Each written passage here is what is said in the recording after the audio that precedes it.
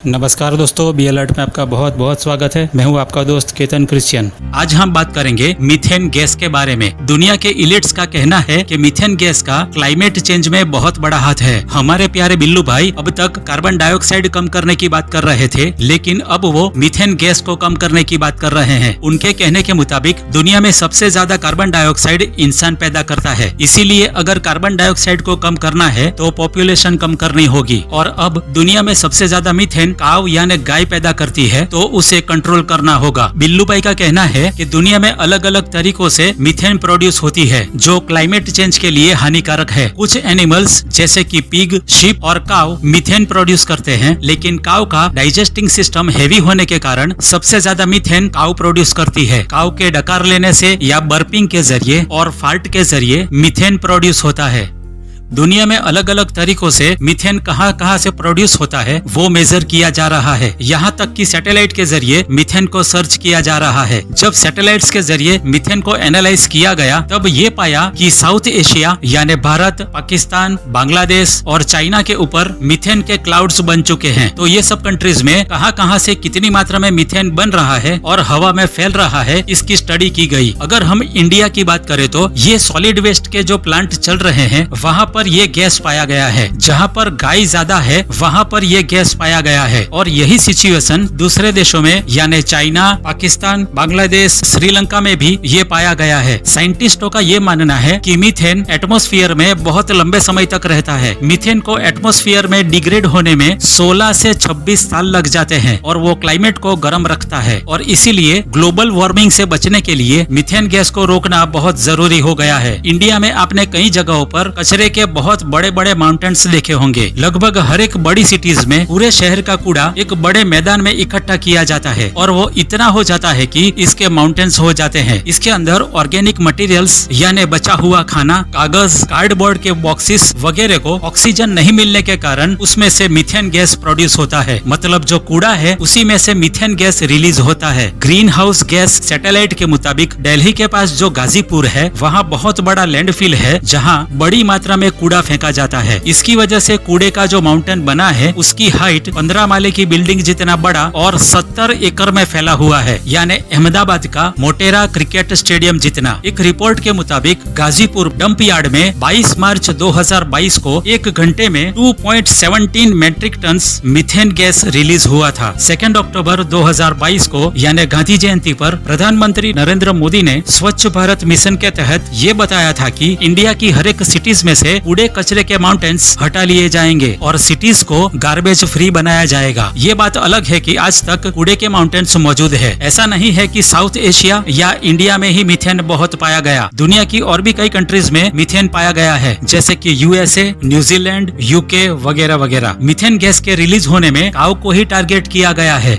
United Nations ने Scotland के Glasgow में साल 2021 को United Nations climate change conference COP26 हुई थी, जिसमें लगभग 200 कंट्रीज ने भाग लिया था। यहाँ पर भी मीथेन के बारे में चर्चा हुई थी। सबसे ज्यादा मीथेन प्रोड्यूस करने वाली गाय के बारे में चर्चा हुई थी। दुनिया में सबसे ज्यादा गाय की जनसंख्या इंडिया में है। COP26 कॉन्फ्रेंस में 104 नेशंस ने 2030 तक 30% मीथेन कम करने के लिए एग्रीमेंट साइन किया, लेकिन इंडिया ने ये एग्रीमेंट पर साइन नहीं किया, क्योंकि इंडिया में गाय को पूजा जाता है। हिंदू धर्म में गाय को माता का दर्जा दिया गया है। खुद नरेंद्र मोदी गाय की पूजा करते हैं। इंडिया में गाय की कत्ल करना गुनाह माना जाता है। इंडिया में गाय को सुरक्षित रखने के लिए और गाय के प्रति लोगों में जागरूकता लाने के लिए एग्जीबिशंस किए जाते हैं। इसीलिए इंडिया ने COP26 एग्रीमेंट साइन नहीं किया। लेकिन आपने देखा होगा कि हमारे बिल्लू भाई बार बार इंडिया आते जाते रहते हैं। प्रधानमंत्री नरेंद्र मोदी से मुलाकात करता रहता है। राजस्थान में गाय को पालने के लिए नए नियम लगाए गए हैं, जिसमें आप एक ही गाय रख सकते हैं और आपको इसका लाइसेंस निकालना जरूरी हो गया है। इसको रखने के लिए 100 स्क्वायर यार्ड की जगह कम से कम होनी चाहिए। राजस्थान गवर्नमेंट का ये स्टेप गाय की पॉपुलेशन को कंट्रोल करना है और अब धीरे धीरे हर एक राज्यों में ये नियम लागू किया जाएगा। हमने देखा होगा कि रास्ते में फिरने वाली गायों को गवर्नमेंट की तरफ से पकड़ कर ले जाया जा रहा है। लोगों के विरोध के बावजूद गायों को पकड़ा जा रहा है। मीडिया में बार बार ये न्यूज चलाई जाती है कि गाय की वजह से ट्रैफिक जाम हो जाता है। रास्ते में फिरने वाली गायें राह चलने वाले या वाहन चालकों पर हमले करती है। ये सब सोची समझी साजिश के जरिए दिखाया जा रहा है और ये सबसे जाहिर हो जाता है कि नरेंद्र मोदी सरकार सीक्रेट सोसाइटी के साथ मिली हुई है, दुनिया के इलिट्सों के साथ मिली हुई है।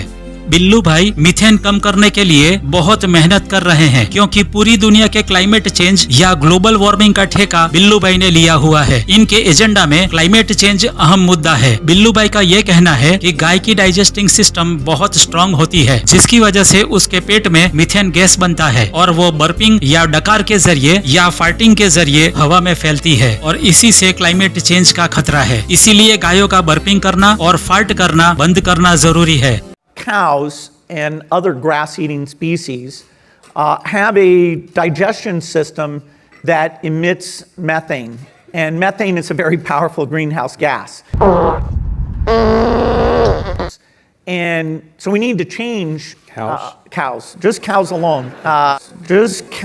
alone. बिल्लू भाई ने इसका भी रास्ता निकाल लिया है। वो गाय को ऐसा खाना देना चाहते हैं जिसे गाय आसानी से डाइजेस्ट कर सके और गाय के पेट में इसमें से मीथेन नहीं बने, जिसकी वजह से गायों को डकार नहीं आएगी और न तो गाय फाल्ट करेगी। बिल्लू भाई ने यहाँ पर भी इन्वेस्टमेंट कर रखी है। ऑस्ट्रेलिया की कंपनी रूमिन 8 में माइक्रोसॉफ्ट के फाउंडर बिल गेट्स ने, जिसको हम बिल्लू भाई के नाम से जानते हैं, उन्होंने $12 मिलियन इन्वेस्ट किए हैं। रूमिन 8 कंपनी एनिमल्स के लिए फूड बनाती है। इस कंपनी ने गाय के खाने के सप्लीमेंट्स बना लिए हैं, जिसे ऑस्ट्रेलिया, न्यूजीलैंड, ब्राजील और यूएसए में ट्रायल किया गया है। रूमिन 8 बिल्लू भाई की खुद की कंपनी है, जो साल 2021 में इसी मकसद से चालू की गई है। यहाँ पर बिल्लू भाई की कंपनी मॉन्सेंटो की याद आती है, जो इंसानों को जेनेटिकली मॉडिफाइड फूड पिरसती है। इसमें पहले ही पाया गया था कि ये इंसानों पर बहुत बुरी असर करता है। इसी से कैंसर जैसी बीमारियां होती है, डीएनए को नुकसान पहुंचाता है, इंसानों की रिप्रोडक्टिविटी पर गहरी असर करता है। बिल्लू भाई इंसानों को मीट खाने से दूर रहने के लिए कहता है। उसके बदले सिंथेटिक मीट, जो कि लैब में तैयार किया जाता है, वो खाने के लिए कहते हैं। बिल्लू भाई सिंथेटिक मीट या फेक मीट बनाने वाली कंपनी बियॉन्ड मीट में इन्वेस्ट कर चुका है। इंडिया की बात करें तो इंडिया में रितेश और जेनिलिया देशमुख ने plant based food company Imagine Meat launch की है।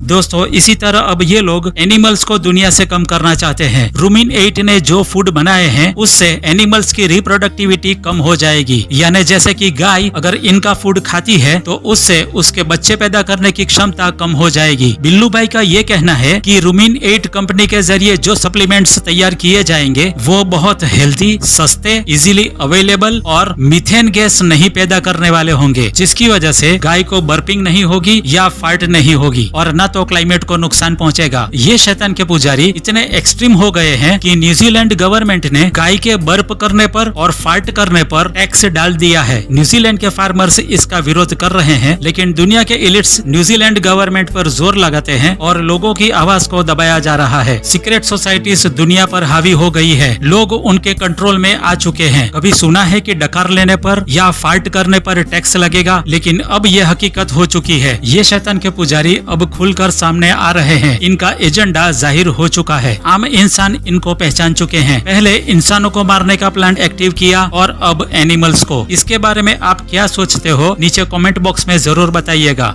तो दोस्तों, ये तो थी आज की वीडियो। अगर आपको मेरा ये वीडियो अच्छा लगा है तो इसे लाइक कीजिए, अपने फैमिली और फ्रेंड्स के साथ शेयर कीजिए और अभी तक आपने इस चैनल को सब्सक्राइब नहीं किया तो आपसे विनती है कि अभी आप इसे सब्सक्राइब करें। और मैं अब आपको मिलूंगा अगली वीडियो में। तब तक के लिए प्रेज द लॉर्ड।